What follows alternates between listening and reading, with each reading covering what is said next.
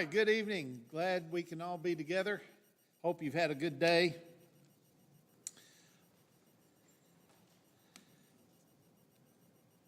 Tonight and next week, we'll be looking at some very practical, what I think are very practical ways in which we can engage and encourage in our marriage. And hopefully this will be, you'll see it as practical too. If you don't, I guess I don't know the definition of practical. You have a handout that you can utilize tonight. Give you a couple of times to write on it if you want to do so. Only thing I ask is, go home and throw it away. It really hurts my feelings if you throw it away here. So do that. Let's start with a prayer.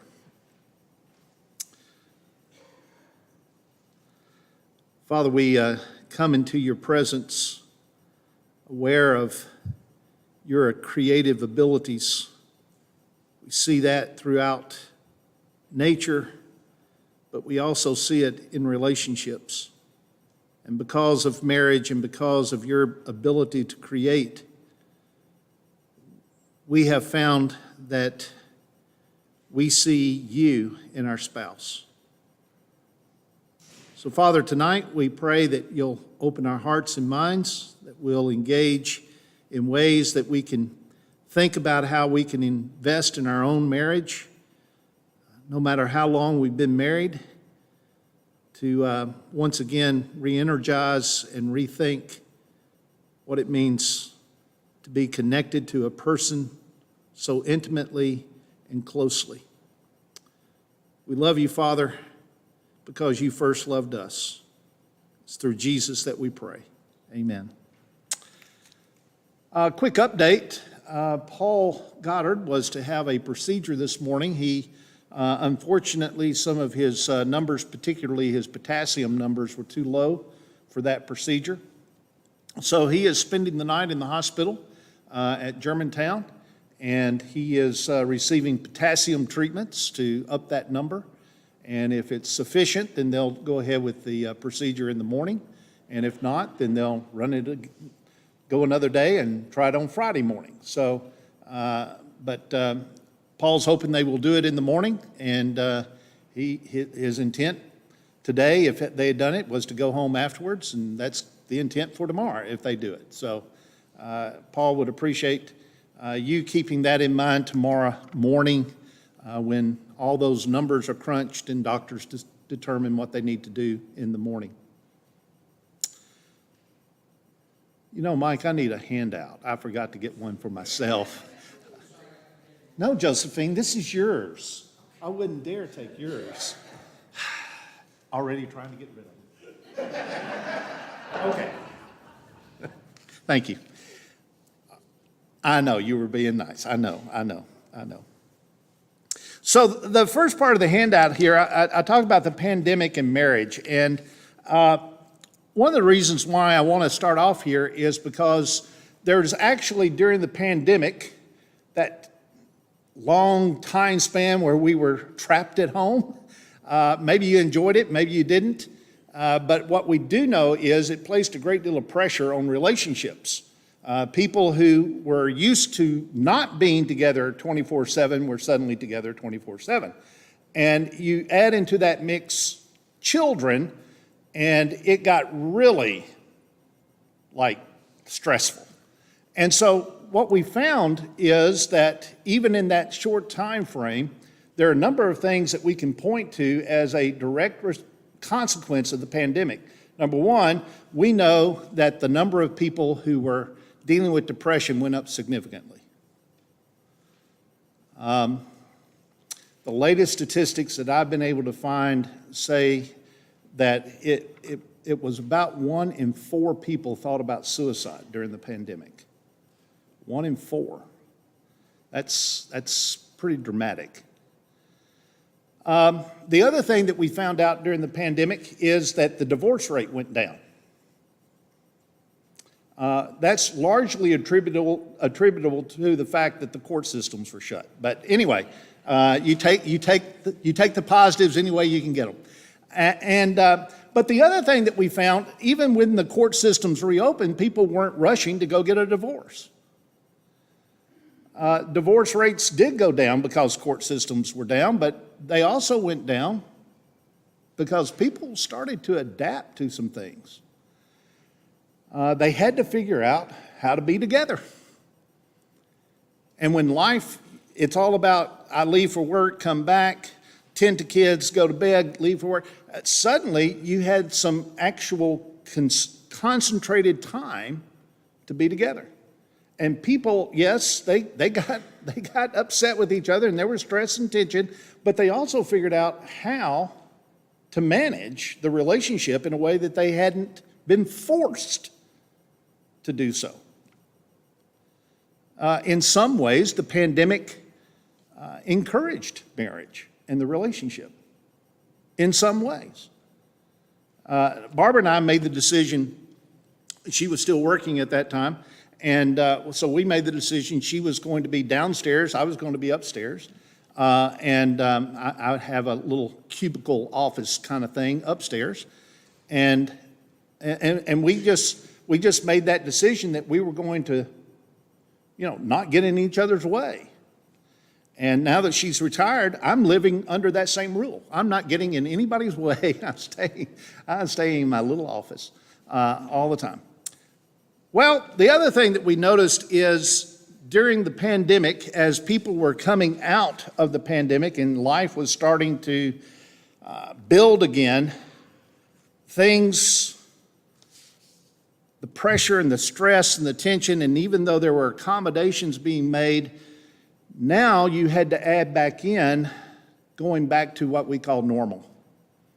And it didn't take couples long to get back to normal and start again getting on each other's nerves. So let's go back in history a little bit. Not too far. It's your own personal history, so go back as far as you need to. Go back to your wedding, the day of your wedding. Just think about it, envision it, relive it. Remember how nervous you were? Or excited? Remember all the people that were there? Or maybe it was a small crowd. Remember how happy you felt? A friend of mine told me years ago, this was before I got married, he said that from the time they left the church building to the time they got to the place where they were having their honeymoon, his wife cried the whole time. Just cried, inconsolable. And he said, I felt like this is not a good place to start. Think about all of that. See if you know this.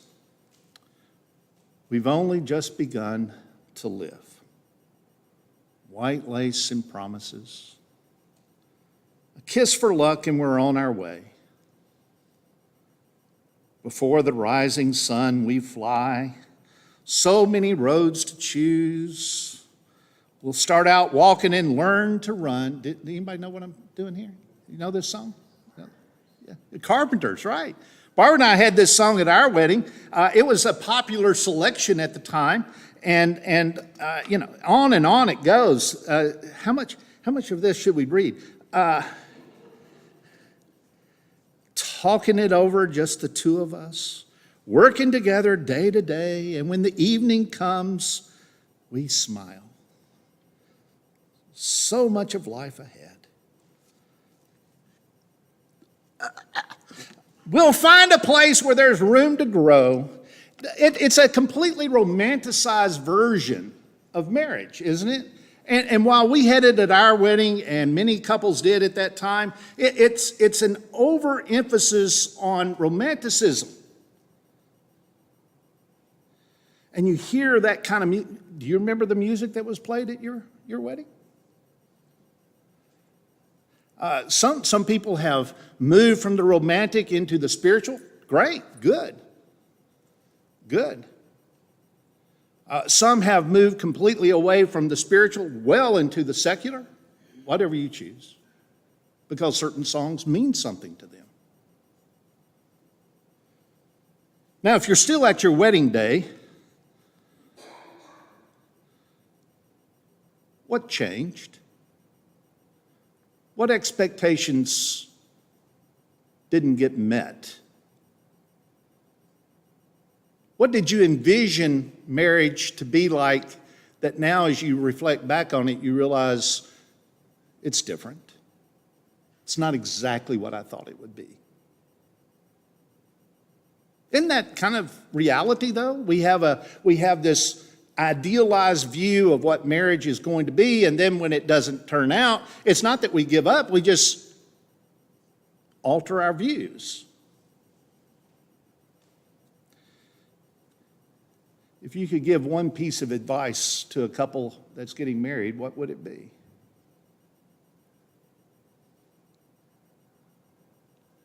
Don't say it out loud.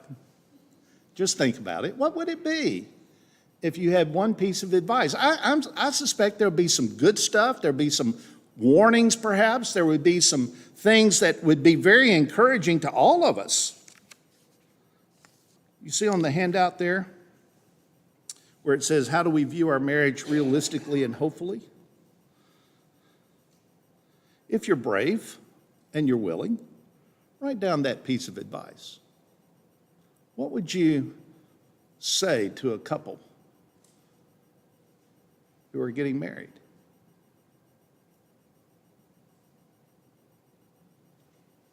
And it's okay if you don't write it down.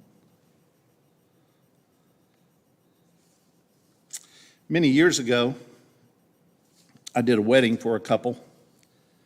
They were, like most couples that I've done weddings for, very much excited about their special day. They had dreams and visions of married life. And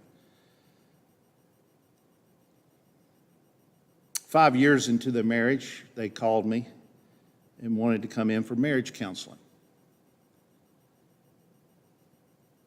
Like a lot of young couples, they were struggling, in their case, financially. Young couples struggle with a lot of things. For them, it was financial. They had overspent, and unplanned events had taken place, and they were just, bankruptcy was in their future. And so they called and asked if I would spend some time with them, trying to help them make their marriage better, and I was glad to do that. They had already devised a plan by the time they came to see me. That plan was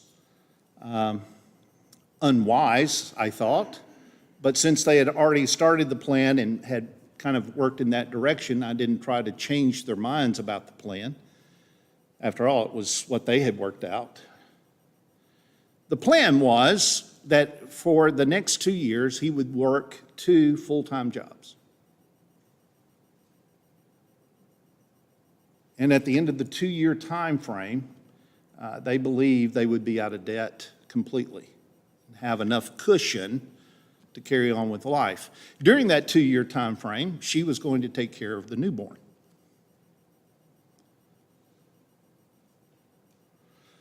Can you imagine trying to work 2 8-hour jobs with very little time in between? His day literally started around 5 a.m. and ended somewhere around 11 o'clock at night.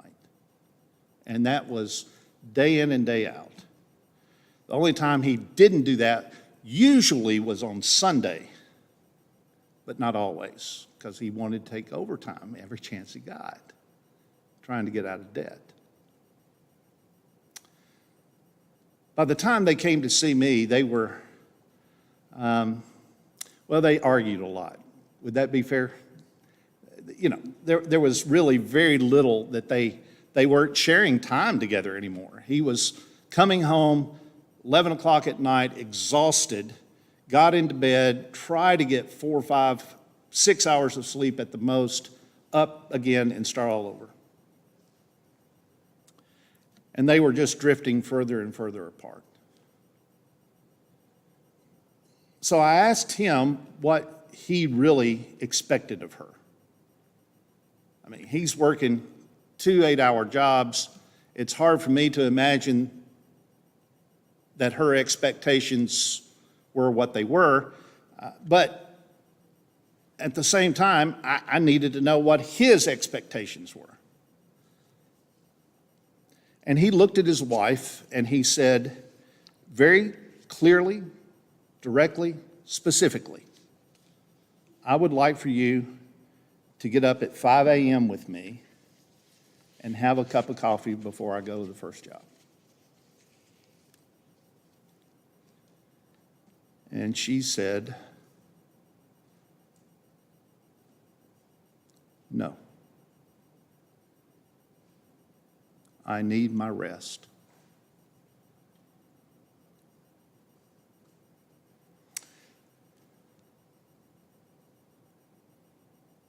Expectations.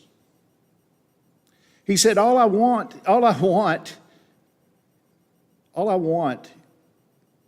is a few minutes before I go to work, just so that we can talk. I'm too tired at 11. I don't have time in between the two jobs. I have to shower, go hit the road for the next one. I just want to talk. A few minutes. Dreams, expectations, visions, all gone. So how can we view our marriage realistically and hopefully? I want to talk to you about 2 ways to do that. Tonight, next week, we'll talk about 2 more ways. And again, these are intended to be very practical. So let's start with what is obvious. We live in a culture where you're able to choose who you want to marry. You do know that there are cultures where that is not the case, that there are parent-arranged marriages. And in those cultures where there are parent-arranged marriages, even in some of those cultures, the individuals who are getting married never meet each other until they get married.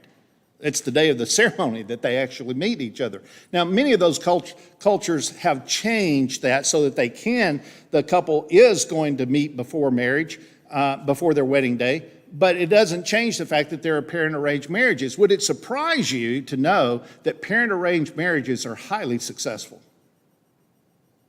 In fact, the divorce rate in cultures where it's parent-arranged marriage is very small. Very small. So how do you explain that? 2 people who are, in some cases, literally strangers with each other, how do you explain how they're able to stay together? How do you explain how they're able to not only stay together, but thrive? They have children, they grow old together, they have these wonderful relationships. How do you explain that in parent-arranged marriages? Well, let's flip it over, because I'm not here to talk about parent-arranged marriages. That's not our culture. How do you explain the fact that 2 people who have the choice to make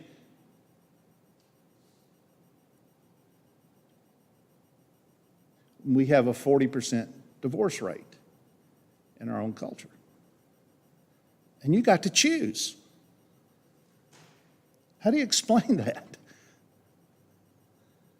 And so if it's all about choice, and choice doesn't seem to be working too well, I mean, literally the divorce rate at 40%, and it's been hovering around that area for decades now. What's the explanation? How do we encourage a choice that will result in long-term contentment and satisfaction?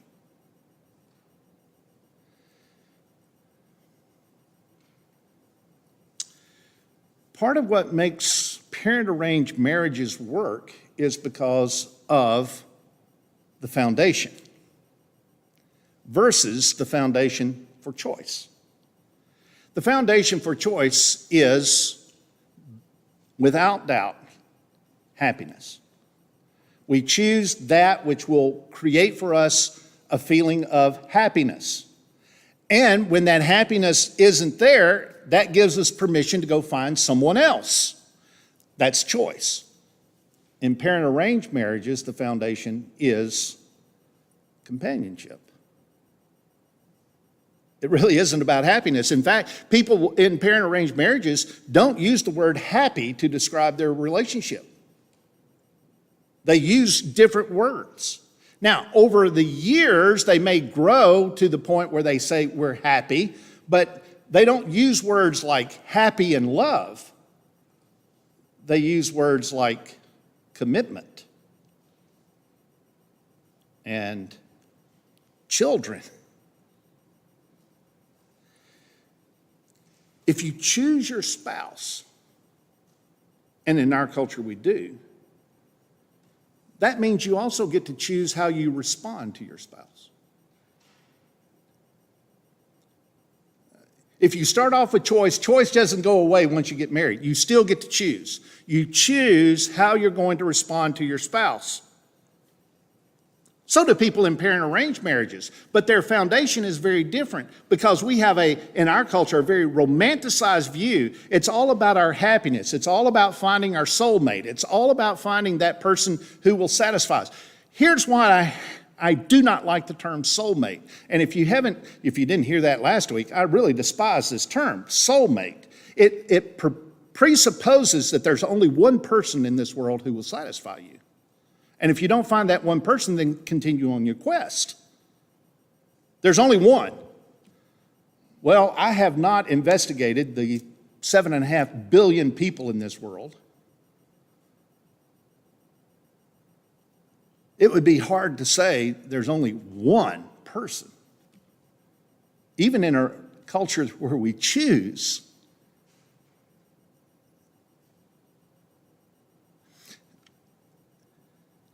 Hallmark continues to put out this dribble about the soulmate and the romanticized view of marriage. And we as a culture suffer for it because we have this same view that this is the way it's supposed to be. I've got to feel a certain way, it's got to look a certain way, and when it doesn't, then it's time to move on. That's not my soulmate. That word doesn't come up in parent-arranged marriages. No one uses that word. Again, we're not parent-arranged. I got it. I just wanted to see the contrast. And when the expectation is that our marriage is about making me happy, we talked about this previously, when it's all about me being happy, then we can use that as any excuse to find someone else, to do something else.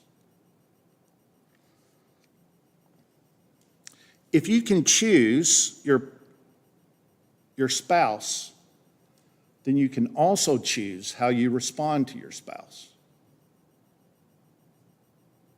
And you can choose what you focus on. Go back now before marriage, go back to the dating period. My students are very funny now. They never use the word dating. They use the word talking, hanging out, a few other words, but dating is not in their vocabulary. So I always have to explain to me where you are in the process. Are you even sure you're getting married? You're not even dating. So you're just hanging out, talking. So go back to your dating days. What was there about your spouse that you found appealing? Don't say it out loud.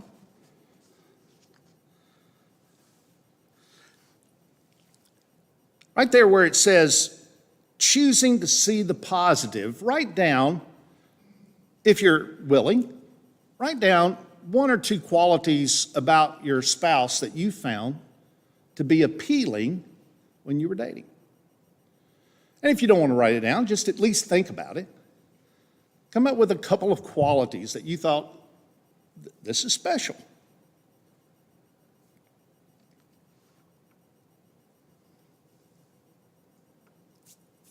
Are those characteristics now gone? Did they change?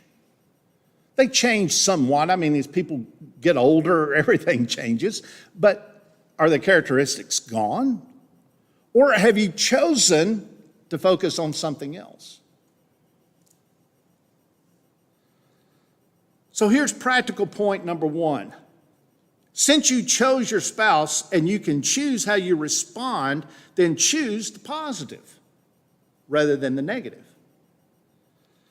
Oh, the negative is so easy. The negative is easier than the positive. But if we can spend our time and our days looking at the positive, we might actually encourage our relationship. You may or may not have heard of the name John Gottman. John Gottman has been around for many, many years. He is a fascinating individual. The Gottman Institute has been around for decades, doing lots of studies about marriage and marriages, specific marriages, following married couples throughout their entire married life, trying to note what makes a successful marriage. Gottman says that in order for couples to feel good about their relationship, they have to keep what he calls the 5-to-1 model. 5-to-1. 5 compliments for every insult.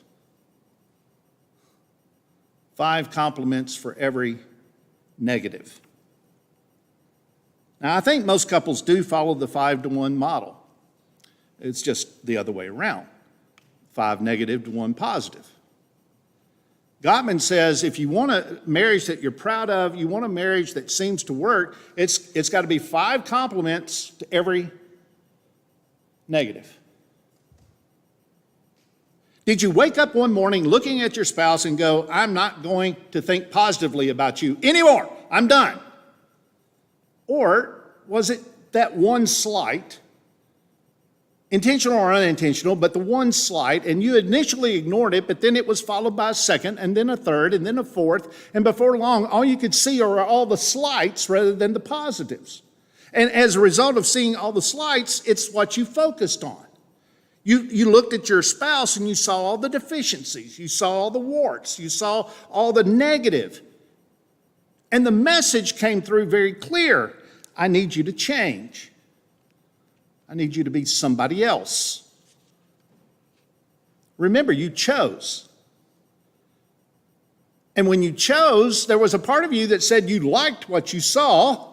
I don't know of anybody who willingly chose the person who was absolutely their worst nightmare. I don't know of anybody who willingly did that. Everyone that I've ever talked to has said, I chose the person I chose because, and ... there were things they liked. But then the morning comes where you suddenly quit looking at that and you can't see the positive. It's not that you can't, you choose not to. You choose to focus on the negative.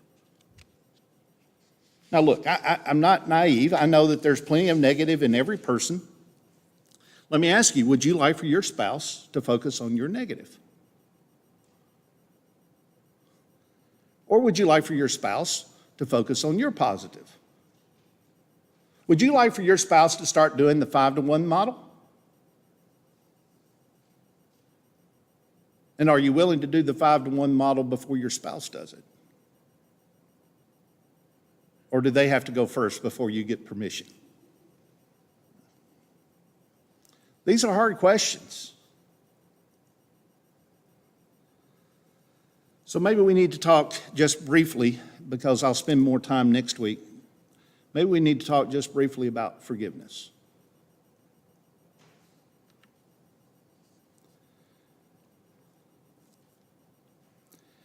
I believe forgiveness is the key to any relationship. It isn't communication, it isn't love, it isn't in marriage, it's not sex, it's forgiveness. Since we're only imperfect people and only imperfect people create imperfect relationships, then everybody in here needs forgiveness from your spouse, one time or another. Usually multiple times. You need forgiveness. And you say, well, if we communicated better, we need less forgiveness. Okay, maybe. I don't know. forgiveness is still what's necessary when the communication isn't what it needs to be.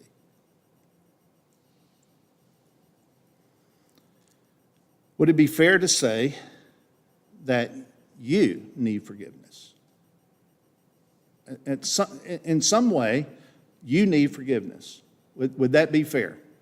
And if you say yes to that question, which you're an imperfect person, I hope you will say yes to that question, then would it not also be fair to say that your spouse needs forgiveness? If you need it, would it be also true that your spouse needs it?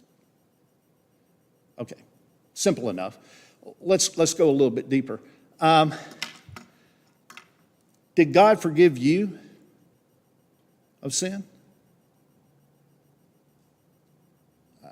Again, as people who love God, we would all answer yes. How did God do that? And I know the cross, Jesus, I got that. How did God forgive? Because as a perfect being, it would not be unreasonable, would it, for God not to forgive? Let me take a step back. Why does God forgive? He could easily not forgive. I mean, he could easily just say, give up on that one, let's try the next one. That didn't work either, let's try another one. But he chose to forgive. Why? He loves us. It says something about his character, not us. It doesn't say anything about it. He forgave me because I'm really good. He forgave me because I turned in the right direction. He forgave me because I got something to offer to him. No, none of that. He forgave because God is in his character forgiving. Remember the story of Moses at the burning bush? Remember the story of Moses and the golden calf? God announces that he's a forgiving God. This is his character. You have been made in the image of God. Say whatever you want to say about that. I don't know the fullness of it, but if you've been made in the image of God, then forgiveness is about your character. It's not about what your spouse has done or not done. It's about you. Made in the image of God, if he's given you his holy image to sustain and support you as you move toward holiness in this world, then forgiveness becomes the means by which you demonstrate the character of God. Does that make sense? And forgiveness isn't just, well, if my spouse gets it right, then I'll think about it. Forgiveness is about what you do, regardless of what your spouse does. Jesus forgave the soldiers who killed him, and they never asked for it. Jesus forgave the soldiers who killed him, and never, ever, as far as we know, none of them said they were sorry. Something about his character. So you get to choose what you want to focus on. And you can focus on the negative and do the 5-to-1 model negative to positive, 5 negative to 1 positive, or you can do the 5-to-1 model and focus on the positive and do 5 positive and 1 negative. Gottman says the latter is going to bring you greater satisfaction in your marriage. All right, second way. Second way we can view our marriage more realistically and hopefully, and more hopefully, is not only do we choose to see the positive, we choose to control ourselves and not our spouse. Choose to control you and not your spouse.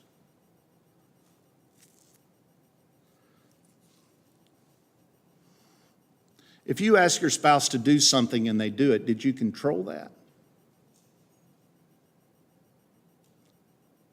Couldn't they have just as easily not done it? Now, maybe they did it because they were wanting to avoid a fight. Maybe they did it because out of the goodness of their heart. Maybe they did it because you asked. But couldn't they just as easily not done it, whatever it is that you asked? Sure. So if that is the case, When you don't like something in your spouse, there's a characteristic, there's a flaw, and there always is, and you begin to ask your spouse to change, what's the message? What's the message? I disapprove. I don't like you. I don't like you the way you are. That's the message.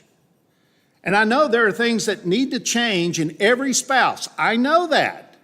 I'm not saying you can't make the request. I'm saying understand that when you make the request, here's the message. I don't like you the way you are. Change, please. You say it nicely, you coerce, you cajole, you beg, you nag, you whatever you do to make it happen. But when you ask, you're saying there's something about you that I don't like. Now, we try to deflect that by saying it's not you, it's what you do. I'm not sure we can parse it that closely. So do you like that message? Do you like the message of, I don't like you the way you are? All of us know that something has to change. Listen, I've sat with couples and we've talked through all of this, and everybody's in agreement something has to change. I get it. Again, it's not that you cannot ask, it's just understand when you ask, here's the message. It's a hard message to hear. And it's no wonder that couples get all defensive about it. Because no one wants to hear, I don't like you the way you are. I would like you more if. Now we're back to that forgiveness stuff. Sue Johnston tells the story of her husband's death after 46 years of marriage. She says that every Valentine's Day, he would send her a large bouquet of flowers. And she, writing after his death, wrote, 4 children, 46 bouquets, and a lifetime of love were his legacy to me when he passed away. 10 months after his death, on that first Valentine's Day after he had died, there was a knock at the door. She went to the door, and a florist delivered to her this very large bouquet of flowers. When she first opened it, she was shocked, and then she became angry. She thought the florist had made a mistake. She called the florist to complain. Obviously, this opened a wound for her. And she called the florist to complain and to say, you need to come and get these flowers. And the florist said, we did not make a mistake. Before he died, your husband came here and prepaid for many years so that a bouquet of flowers would be delivered to you every Valentine's Day. And it was only then that she opened the card, and he had written, my love for you is eternal. Now, some of you are thinking, that's really sweet. And some of you are thinking, my spouse would never do that. And some of you are thinking, I wonder what the old buzzard's going to do when he kicks off.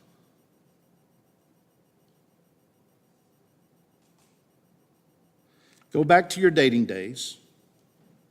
There's qualities that you liked about your spouse. Did you write them down? If you didn't, maybe it's time to write them down, to think about them, to choose, to focus on them. Because you can't control your spouse. You can only control you.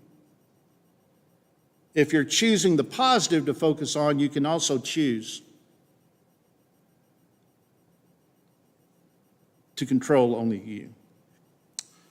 All right, so how do we do all this? Can we think about the positive? How can we control self, not our spouse?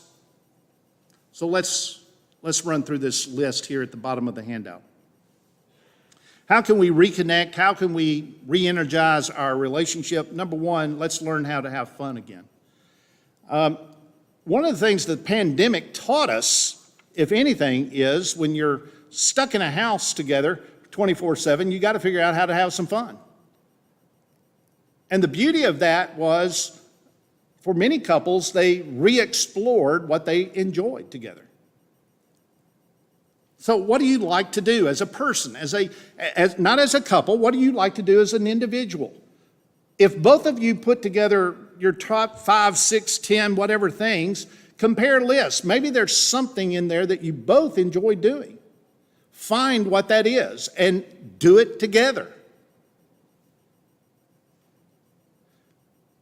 Find something that both of you enjoy. Maybe it's playing games. Maybe it's going for a walk. Maybe it's going to the museums. Maybe it's trying out new restaurants. Maybe it's reading a book together and discussing it. Maybe it's entertaining other people in your home. Maybe it's going to another person's home and serving that family. Whatever it is that you enjoy doing, let's find out what that is. And as a couple, give yourself permission to have fun again. It's amazing how often you get into the habit of not having fun. Number two, get less busy. Get less busy. I know there's lots to do. There's lots to do. I've given you 4 signs of being too busy. Number 1 is clutter. Clutter at the house, clutter at your office, clutter in your car. Too much clutter means that it's a sign that there's too many things occupying your mind rather than taking care of organization. Believing that without you, things will crash or stop. We're indispensable until we're gone, and suddenly they find somebody else. If you're so busy that you think life will fall apart if I'm not here to do it, chances are, you will be missed, but life will go on. Number 3, claiming to be a multitasker. There's lots of research that says that people who are multitaskers tend not to be very effective in any of their tasks. They tend to spread themselves so narrowly in all the tasks that they don't do any of them well. Lots of research, people who say, I'm very good at that. I have students who will say, I can do 3 or 4 things at a time. And sometimes they can pull it off temporarily. But most of the time, they really struggle with the multitasking.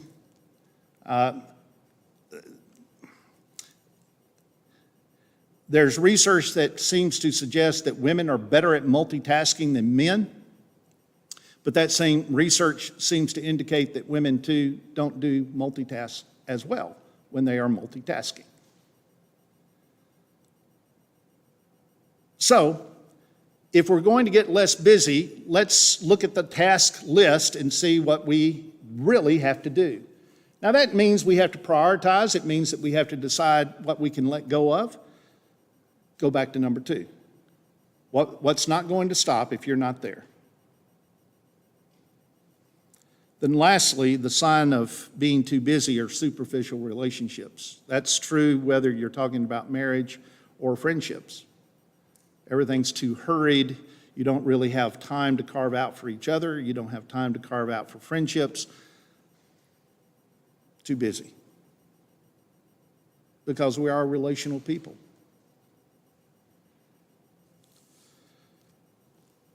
So how do we get less busy? Learn to say no. Yeah, everybody says learn to say no, and nobody, or very few, actually say it. There are lots of good things to say yes to. There are times in which your boss comes to you and says, I'm on a 9-month contract at my employer, with my employer, which means I'm supposed to have the summers off. I have had 0 summers off since I've been teaching. And the way it was explained to me was, you can say no, but we can't run the program without you. Back to number 2. I believe they can. And then I'm reminded that we all have to make sacrifices. So I teach every summer. But then I say no to other things in regards to my employer. And we have this kind of mutual tension. Will you do this? No, I'm teaching in the summer. Will you do this? No, I'm teaching in the summer. So I say no to other things. We all have to learn to say no to some things. We feel the pressure of the time. I think all of this was really manifested for me when Spencer was 7. It was a Thursday night. I was going out to make some visits. And he looked at me and he said, "Dad, you're not going out again, are you?" And I said, "Yes, need to go make some visits." And I'd already been out on Monday night, I'd already been out on Wednesday night, and here it was Thursday night, and I was out on Sunday night, and I was out on... And that was pretty sobering. And it took a 7-year-old to convince me that I needed to say no to some things. Number 2, how do we get less busy? Disconnect. Disconnect. I know a family who, when they come in at the end of the day, they take their cell phones and they put them in a basket next to the door. Plug them in, set them down, they're done. And I think, wouldn't that be wonderful? Wouldn't that be wonderful? But we know how important those things are. You want to take a guess how often people look at their cell phones on average? Per day? This is average. Obviously, there's going to be more than this, less than this. You know, Tank would not look at his at all. So, right, 0. Right, so when you got a 0 over here, you know, the average is 85 times a day. That's average. Now, if it's college students, it's 185. Because they're looking at it during class, they're looking at it, you know. I almost hit, students walk into me going across campus because they're looking down, they're not looking where I am. I have to do the, you know, the Baldwin shuffle as I walk across campus. Wouldn't it be great if we just disconnected, turn off the TV, put down the phone, close the computer, focus on your spouse? In 2008 in Los Angeles, California, a Metrolink commuter train collided head-on with a Union Pacific freight train in a blind curve. The engineer of the commuter train, 46-year-old Robert Sanchez, was held responsible. After the NTSB did their investigation, Sanchez, along with 24 other people, died in that crash. It was clear that he was at fault. He did not see the signals to stop, to allow the freight train to keep going. At the time of the collision, the commuter train was traveling at 40 miles an hour.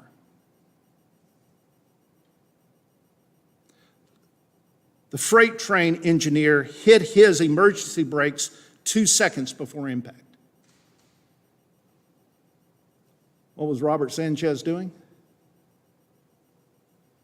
22 seconds before impact, he had sent a text message. And in fact, the data shows that he was sending text messages the entire trip, instead of focusing on his job. Now, your spouse is not your job, but put down the phone. It's discouraging to go into a restaurant and see mom and dad looking at phones while the kids are having to color so that mom and dad can't be distracted. It's even more discouraging to see a couple who married on a date, whatever, are on their phone and not talking to each other. And it's kind of like, oh, you could do this somewhere else.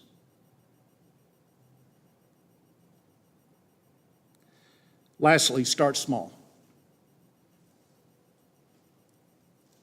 Willard Harley says that in order for couples to sustain long-term their marriage, they need to give to each other 15 hours a week of uninterrupted time.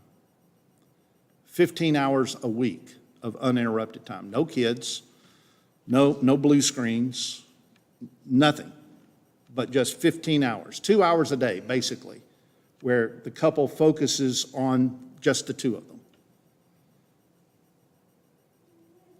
And I don't know about you, but that seems like a monumental task. So I ask you, keep a diary. Pay attention. What are you doing? When you have time that you could be spending together with your spouse, what are you doing? Working? Television watching? Computer watching? Phone looking? What are you doing? After the kids go to bed, what do you do? Exhausted, you go to bed, I get it. So let's start small.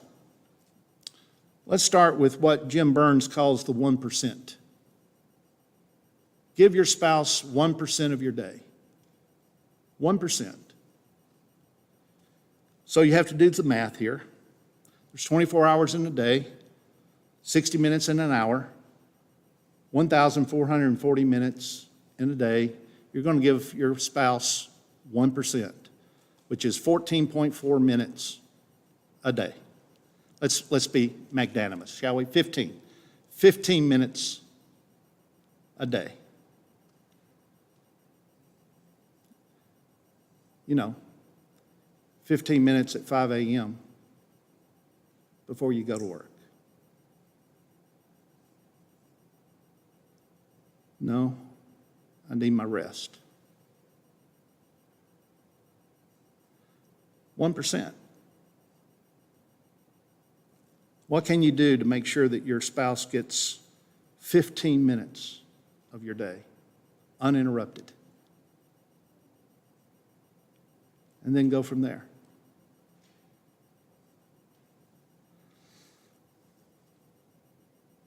When couples come to me and say, we've grown apart,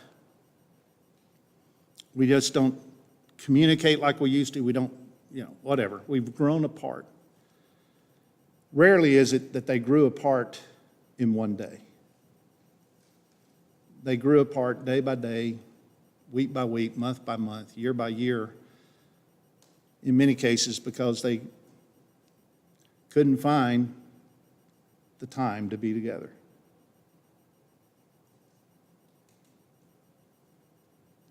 One 1%. It's not too much. All right, next week we'll look at a couple more things that we can do to enhance our marriage and make it something that we can be proud of. Thanks for being here.